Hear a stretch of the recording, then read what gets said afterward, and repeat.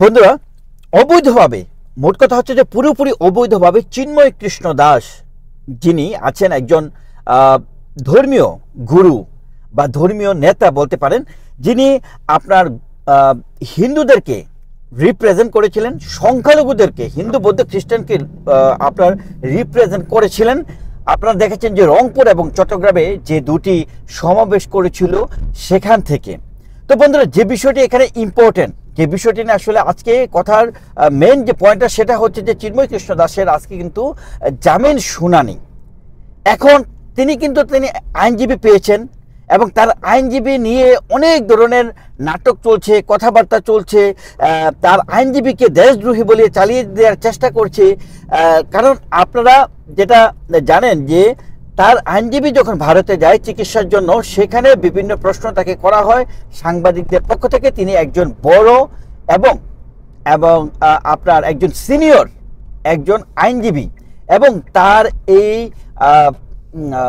Popularity কিন্তু বেশ popularity আছে তার, যে কারণেই কিন্তু বিভিন্ন সংবাদ মাধ্যম ভারতে তাকে নিয়ে কেন্দ্র করে কিন্তু বেশ কিছু প্রশ্ন করেছেন এবং সেগুলোকে কেন্দ্র করে বাংলাদেশে আবার নতুন প্রহসন তাকে দেশদ্রোহী বলে তাকে গ্রেফতার করার দাবি, মানে নানা ধরনের প্রহসন, চিন্ময় কৃষ্ণ দাসকে নিয়ে নানা ধরনের প্রহসন, মানে একের পর এক প্রহসন চলছে। এবং নতুন যে প্রহসন সেটা হচ্ছে যে ইসকনের 200টা অ্যাকাউন্টের কথা বলেছে, যে অ্যাকাউন্টগুলোতে আপনার অলমোস্ট আমি এক্স্যাক্টলি ফিগারটা মনে নেই, মানে 250 কোটি টাকার সন্ধান পেয়েছে। এই বলে তারা কিন্তু নতুন করে একটা প্রহসন করার চেষ্টা করছে। দেখুন, একটা ধর্মীয় সংগঠন এবং যে সংগঠনের দেখা যাচ্ছে যে আপনারা জানেন যে তারা বিভিন্ন প্রজেক্ট নিয়ে কাজ করে, তো সেক্ষেত্রে তাদের যদি অ্যাকাউন্টে 200 কোটি 250 কোটি টাকা থাকে, হ্যাঁ থাকতে পারে, অবশ্যই থাকতে পারে, না থাকার তো কোনো কিছু আমি কারণ দেখছি না।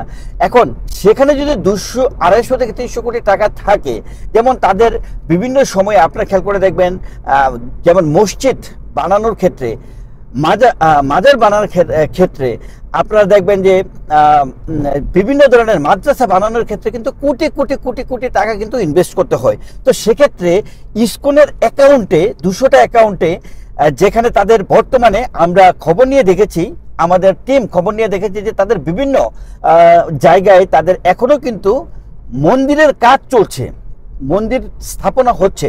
তো সেক্ষেত্রে বলা যায় যে তাদের অ্যাকাউন্টে কয়েকশো কোটি টাকা থাকাটা কিন্তু মানে একদম ইরিলিভেন্ট নয়, এটা কিন্তু রিলিভেন্ট থাকতেই পারে।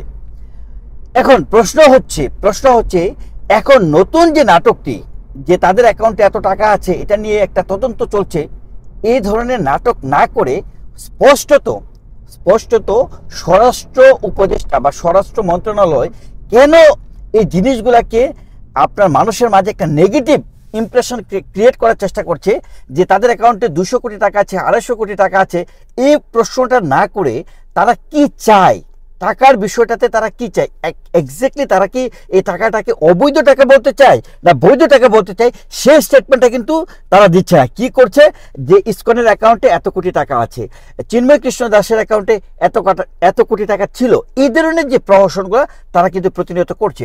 তো বিভিন্ন মহল থেকে বলছে যে আজকেও তাকে কেন্দ্র করে নানা ধরনের প্রহসন হবে, তিনি কি জামিন পাবেন কি পাবেন না সেটা নিয়ে আমরা এখনো জানি না।